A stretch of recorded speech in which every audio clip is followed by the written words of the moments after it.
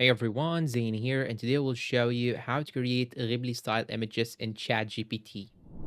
Now, the first thing that you should do is to simply go and open your browser and make sure that you have subscribed to ChatGPT Plus, at least ChatGPT 4.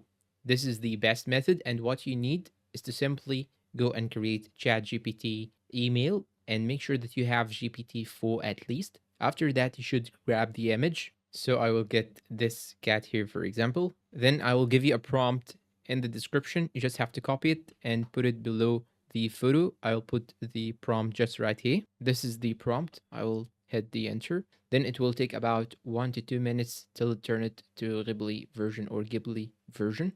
And when I go here in the top, here is the one that I have entered before. This is a photo of me. And here is the image created. And after a couple of minutes, here you have the photo just like so. It looks very cool and it is typically as the photo right here. And that's all for today. If you find this video helpful, please don't forget to support us with like, subscribe, comment, share. Thanks for watching and see you in a new video.